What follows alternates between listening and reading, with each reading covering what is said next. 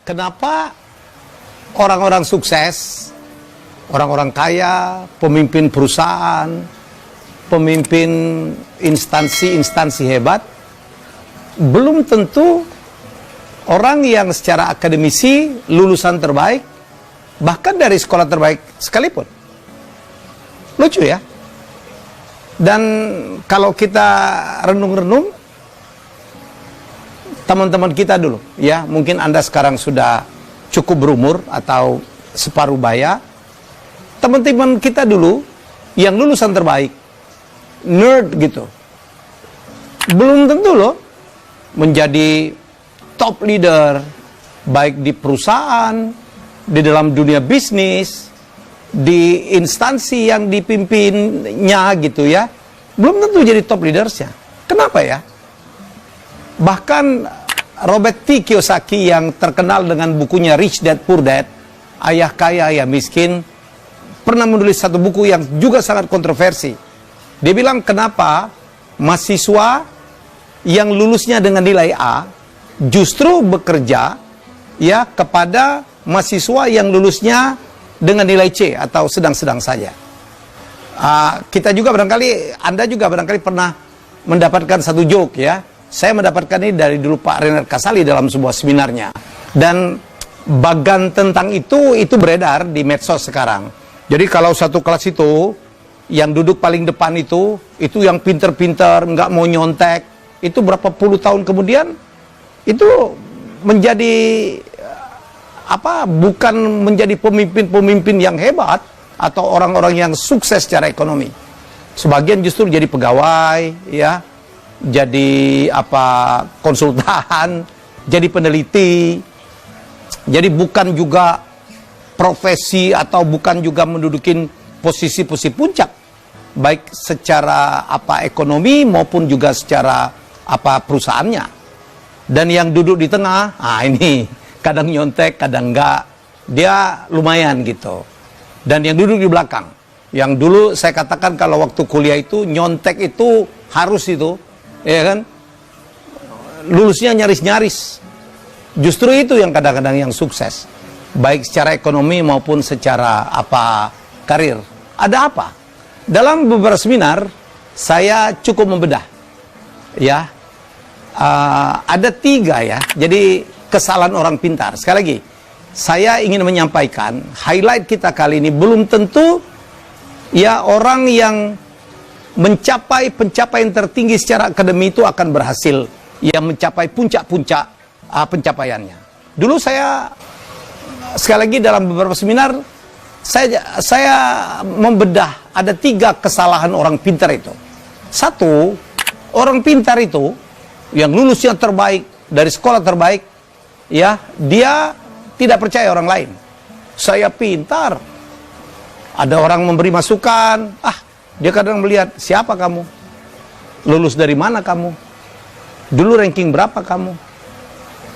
Bahkan ekstrim, dulu aja lu nyontek sama gue, mau ngajarin gue lagi. Jadi sekali lagi, orang pintar kesalahannya, enggak semuanya ini.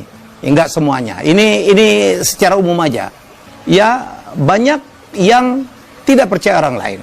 Nah, di sini persoalannya. Ini hukum reciprocal. Saling berbalas. Kalau Anda tidak percaya orang lain, Anda pun pasti akan tidak dipercaya orang lain. Itulah sebabnya banyak sekali orang pintar itu terjebak dalam posisi-posisi atau profesi-profesi individualis. Peneliti, konsultan, dosen, itu kan profesi-profesi individualis yang tidak butuh siapapun. Kenapa? Karena dia tidak percaya orang lain. Padahal untuk menjadi pemimpin, untuk menjadi seorang pengusaha besar, Anda harus wajib percaya pada orang lain. Ya, bukankah seorang leader itu adalah harus mengerti manajemen? Dia harus ngelit manajemen. Dia harus menjadi manajer. Dia harus menjadi top manager. Anda tahu definisi dari manajemen? Manajemen itu adalah bagaimana kita mencapai sesuatu, melakukan sesuatu melalui orang lain. Sekali lagi, kita melakukan sesuatu, mencapai sesuatu dengan menggunakan atau melalui orang lain. Makin banyak orang yang bisa di-manage, yang kita kelola, itu artinya Anda akan makin hebat sebagai manajer. Orang pintar yang tidak percaya orang lain, dia jangan-jangan dia kerjain sendiri. Atau kalaupun dia memanage orang tidak bisa banyak. Saya selalu bercanda dulu ya. Kalau seorang yang pintar banget itu mau jadi pengusaha restoran aja, jangan-jangan dia karena tidak percaya orang lain ya, nyusun menu sendiri, ke pasar sendiri, masak sendiri, dia takut dibohongin tuh, ngitung sendiri, aduh, ya. Jadi kalau dia mau umroh aja barangkali perusahaannya harus tutup karena dia tidak percaya orang lain. Jadi sekali lagi, kalau Anda menjadi orang yang tidak percaya orang lain, Anda tidak akan menjadi manajer yang hebat, manajer yang bisa mengontrol ribuan orang, apalagi puluhan ribu orang. Sekali lagi, kesalahan orang pintar itu rata-rata banyak. Kenapa orang pintar tidak selalu, kan mestinya kalau orang pintar itu kan berbanding lurus dia juga paling hebat dong pencapaiannya di masyarakat. Ternyata tidak. Ini salah satu kesalahan orang pintar, yaitu tidak percaya orang lain. Nomor 2, mohon maaf nih yang pintar-pintar, orang pintar itu cenderung sombong, cenderung saya katakan, saya pintar, saya lulusan terbaik, saya dari sekolah terbaik, lu siapa? Ya, jadi, nah ini persoalan. Kalau Anda sombong, ya, nggak ada orang yang suka dengan orang sombong. Kalau Anda sombong, nggak ada orang yang mau nolong orang. Bagaimana Anda bisa menjadi pemimpin kalau orang yang Anda pimpin, ya, tidak suka dengan Anda? Wah, ada orang merasa paling pintar dia, paling keren dia, gitu. Orang-orang begini, dia akan menjadi soliter-soliter gitu, yang tidak ada orang yang mau bantu. Jualan susah, sombong. Ya, minta tolong orang-orang nggak mau bantu. Bahkan nih, saya selalu bercanda. Percayalah sama saya, ya. Dengar ucapan saya. Orang sombong itu, sekali lagi, orang sombong itu kan tidak disukai orang lain. Ini lebih ekstrim lagi. Orang sombong itu, ya, itu juga tidak disukai oleh orang sombong yang lain. Sama-sama sombong aja, itu nggak bisa saling sukai. Wih, sombong banget dia. Padahal yang ngomong juga sombong. Kita tidak akan pernah menemukan misalnya asosiasi orang sombong Jakarta Selatan gitu. Jadi sesama orang sombong aja nggak kompak, malah bentrok dia. Ya, jadi sekali lagi, kesalahan orang pintar pertama nggak percaya orang lain. Kesalahan orang pintar kedua itu cenderung sombong. Dan yang ketiga, kesalahan orang pintar ketiga, saking pintarnya semuanya dihitung. Ngitung, kenapa? Karena dia bisa ngitung. Karena dia pintar ngitung. Ya, jadi padahal dalam bisnis, saya bisnismen, kadang-kadang kita tuh ngitungnya nggak boleh lama-lama amat. Peluang itu at the second gitu. Lu mau nggak ini? Kalau mikirnya kelamaan, gone, diambil orang lain. Siapa yang ngambil? Orang yang ngitungnya nggak jago-jago amat. Dalam perjalanan saya berbisnis, banyak sekali orang yang secara sekolahan itu tidak, akademiknya itu tidak tinggi-tinggi amat, tetapi dia dalam berbisnis kita kadang-kadang harus menggunakan intuisi. Ya, aduh, kalau ada peluang dianalisa dulu, ya kan, dihitung-hitung dulu, lewat tuh barang, lewat itu kesempatan.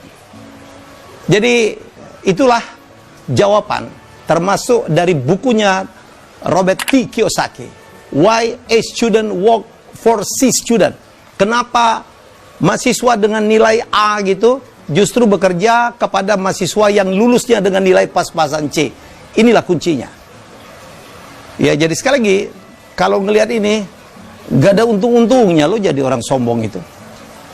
Ya, jadi buanglah kesombongan kita. Bergaullah, hargailah semua orang, ya, karena jadilah pribadi yang menyenangkan. Untuk profesi apapun yang kita tekuni, ya, kita harus menjadi orang yang menyenangkan. Jangan jadi orang yang sombong. Dalam perjalanan hidup saya bertemu dengan demikian banyak konglomerat di Indonesia. Sopan-sopan loh. Wah, luar biasa. Kadang-kadang membungkuknya lebih dalam dari kita. Ya, kita makan disendokin. Ngomongnya pelan.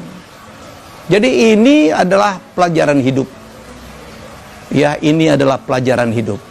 Ya, jadi buanglah, apalagi kita sudah di masyarakat. kita pernah jadi juara apa, kita pernah menjadi lulusan dari mana. Kadang-kadang begitu kita menceburkan di masyarakat itu nggak kelihatan lagi. Banyak sekali orang yang sekolahnya nggak tinggi-tinggi amat gitu, secara akademi ya, berhasil menjadi konglomerat. Kepintaran itu tidak hanya ditunjukkan dengan prestasi akademik. Banyak sekali orang yang sekolahnya tidak tinggi-tinggi amat, tetapi ya financial quotient